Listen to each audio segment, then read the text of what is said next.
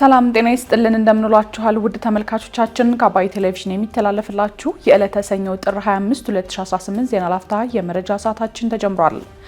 በወልቃይት ጠገዴ ሰቲት ሁመራ ዞን የተለያዩ አካባቢዎች የህወሓት ቡድን ከፍቶታል የተባለውን ጦርነት የሚያወግዙ ህዝባዊ ሰልፎች መካሄዳቸውን የትግራይ ጊዜያዊ አስተዳደር ፕሬዝዳንት ሌተናል ጀነራል ታደሰ ወረደ በሰላማዊ መንገድ እንጂ በግጭትና ጦርነት የሚፈታ ችግር የለም ሲሉ መናገራቸውን እንዲሁም ሸቀጣ ሸቀጦች በሚሸጡባቸው ሱቆች ውስጥ ደረቅ እንጀራ እንዳይሸጥ የተጣለው ክልከላ ተፈጻሚ አለመሆኑን መገለጹን ጨምሮ ሌሎች መረጃዎችን ይዘንላችሁ ቀርበናል። ዜናዎችን እየመራው ዳሩ ሰላም ተሾመ ከእናንተ ጋር ቆይታ አደርጋለሁ። አብራችሁን ቆዩ።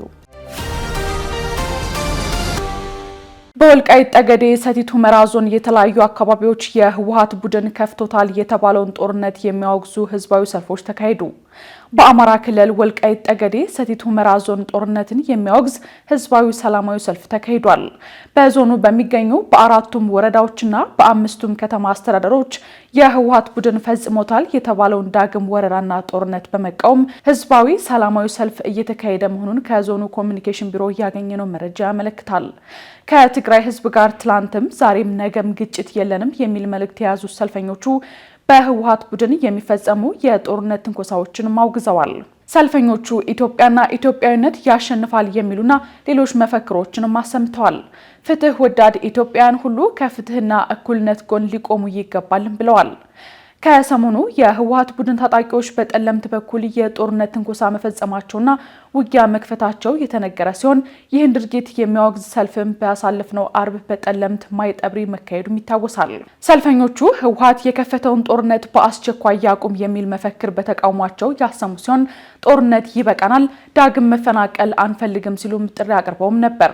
ከኢትዮጵያ መከላከያ ጎን እንሰለፋለን፣ የኢትዮጵያ ህዝብም ህወሓትን በጽኑ ያውግዝ ሲሉ መጠየቃቸውም አይዘነጋም። በተመሳሳይ ስምረት ፓርቲ ከ3 ቀናት በፊት ባወጣው መግለጫ የህወሓት ቡድን የተፈናቃዮችን ጉዳይ እንደ አጀንዳ በመጠቀምና በማንሳት በተግባር ግን የፕሪቶሪያውን ስምምነት ሙሉ በሙሉ በማፍረስ በህዝብ ላይ አደጋ የሚጋርጥ ጦርነት ጀምሯል ሲልም ገልጾ ነበር። የትግራይ ጊዜያዊ አስተዳደር ፕሬዝዳንት ሌተናል ጀነራል ታደሰ ወረደ በሰላማዊ መንገድ እንጂ በግጭትና ጦርነት የሚፈታ ችግር የለም ሲሉ ተናገሩ። የትግራይ ክልል ጊዜያዊ አስተዳደር ፕሬዝዳንት ሌተናል ጀነራል ታደሰ ወረደ ባሳለፍነው ቅዳሜ በሰጡት ቃለ መጠይቅ ታጣቂዎቻቸውን የሀገር መከላከያ ሰራዊት ወደሚገኝበት ጠለምት አካባቢ በመላክ ትንኮሳ እንደፈጸሙ አረጋግጠዋል።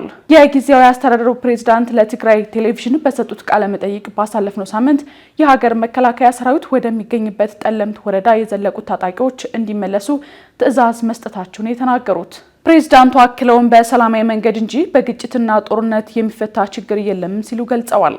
ሐሙስ ጥር 21 የአውሮፕላን በረራ ተቋረጠ እንጂ አርብ ጥር 22 ከፌዴራል መንግስቱ ጋር ስለ ዲዲአር እና ሌሎች ተያያዥ ጉዳዮች ለመነጋገር ቀጠሮ ነበረን ሲሉም ተደምጠዋል።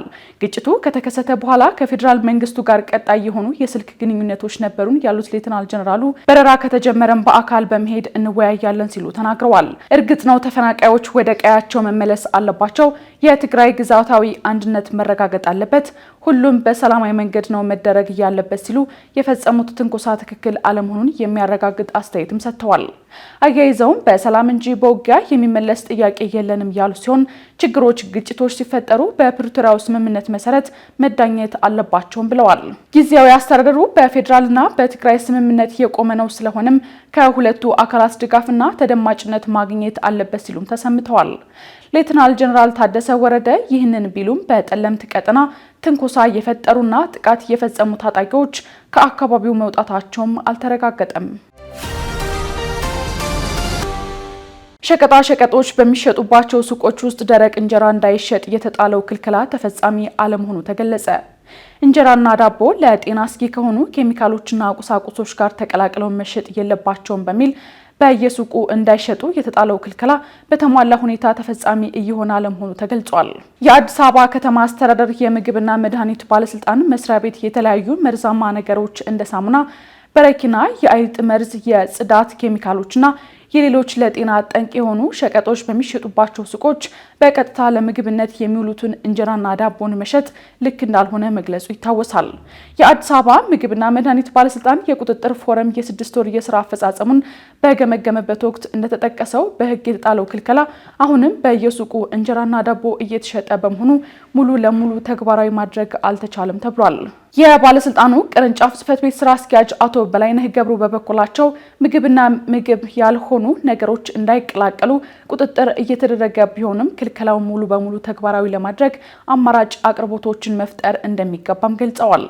አማራጭ የባልትና ቤቶች ሳይመቻቹ ክልከላው ቢጠናከር ሽያጩ ወደ ቤቶችና መንደሮች ውስጥ በመግባት ቁጥጥሩን ይበልጥ አስቸጋሪ ሊያደርገው እንደሚችልም አቶ በላይነህ ተናግረዋል። አክለውም ባለስልጣን መስሪያ ቤቱ ቀጥታ ወደ እርምጃ ከመግባት ይልቅ በሂደትና በግንዛቤ ወደ መስመር የማስገባት ስራ ላይ ትኩረት ማድረጉን ገልጸዋል። እንጀራና ዳቦ በየሱቁ እንዳይሸጥ የተላለፈው ውሳኔ የህብረተሰቡን ጤና ለመጠበቅ ቢሆንም ተፈጻሚነቱ ግን አማራጭ አቅርቦቶች እስኪሟሉ ድረስ በሂደት የሚታይ መሆኑንም ጠቁመዋል። ጠቅላይ ሚኒስትር አብይ አህመድ ከእንግሊዝ የልማት ጉዳዮችና የውጭ ጉዳይ ሚኒስትር ይቬት ኩፐር ጋር ተወያዩ።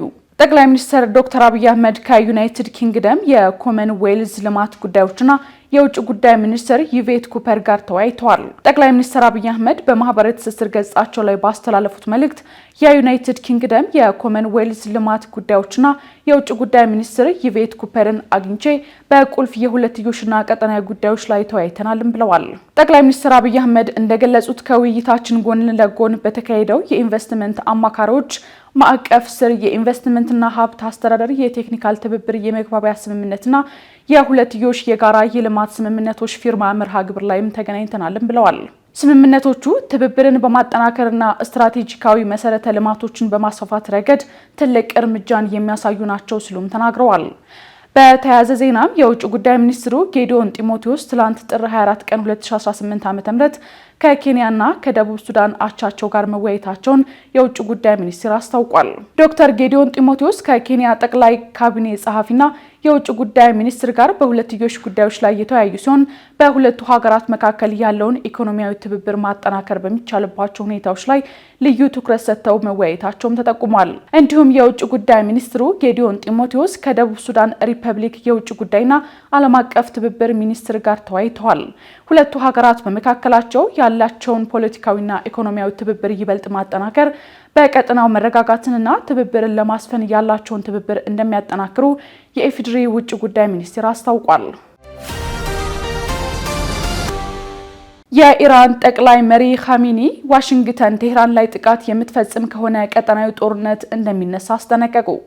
የኢራን ጠቅላይ መሪ አያቶላህ አሊ ኻሜኒ አሜሪካውያኖቹ ጦርነት ከጀመሩ በዚህ ጊዜ የሚነሳው ቀጠናዊ ጦርነት እንደሚሆን ማወቅ አለባቸው ሲሉ መናገራቸውን ከሀገሪቱ መንግስት ጋር ግንኙነት ያለው ታስኒም የዜና ወኪል ዘግቧል። የአሜሪካ ፕሬዝዳንት ዶናልድ ትራምፕ ኢራን ቁም ነገር ያለው ውይይት ላይ እንደሆነችና ይህ ውይይት ተቀባይነት ያለው ውጤት ላይ እንደሚደርስ ተስፋ ማድረጋቸውን ገልጸዋል። የኢራን የውጭ ጉዳይ ሚኒስትር አባስ አራግቺ በበኩላቸው በቴህራን የኒውክሌር መርሃ ግብር ላይ በስምምነት ላይ መድረስ እንደምንችል እርግጠኛ ነን ሲሉ ለሲኤንኤን ተናግረዋል። ፕሬዝዳንት ትራምፕ የኢራንን ኒውክሌር የማበልጸግ ፍላጎትና ጸረ መንግስት ተቃዋሚዎች ላይ በወሰደችው በሺዎች የሚቆጠሩ ሰዎች የገደለ እርምጃ ምክንያት በማድረግ ጣልቃ እንደሚገቡም ዝተዋል። የኢራን የውጭ ጉዳይ ሚኒስትር አራግቺ እንዳለመታደል ሆኖ አሜሪካን እንደ ተደራዳሪ አጋር ለማየት ያለንን እምነት አጥተናልም ብለዋል። ሆኖም በቀጠናው ባሉ ወዳጅ ሀገራት በኩል የሚደረገው የመልእክት ልውውጥ ከዋሽንግተን ጋር ፍሬያማ ንግግር እንዲኖር እያመቻቸ መሆኑን አክለዋል። የኢራን ከፍተኛ የደህንነት ባለስልጣን አሊ ላሪጃኒ የድርድር ማዕቀፍ የማዘጋጀት ሂደት ለውጥ እየታየበት እንደሆነ ገልጸውም ነበር። በቀጠናው የሚገኘውን ኃይሏን እያጠናከረች ያለችው አሜሪካ የዩኤስኤስ አብርሃም ሊንከን የተሰኘውን የአውሮፕላን ተሸካሚ መርከብ ወደ አካባቢው ልካለች። ባለፈው ሳምንት ደግሞ አሜሪካ ማዕከላዊ እዝ በአረቢያን ባህር ላይ የተንቀሳቀሰ መሆኑን አስታውቋል። የኢራኑ ጠቅላይ መሪ ኻሜኒ ትራምፕ በየጊዜው መርከቦችን አመጣለሁ ይላል፣ የኢራን ሕዝብ እነዚህ ነገሮች አይፈራም ሲሉም ገልጸዋል።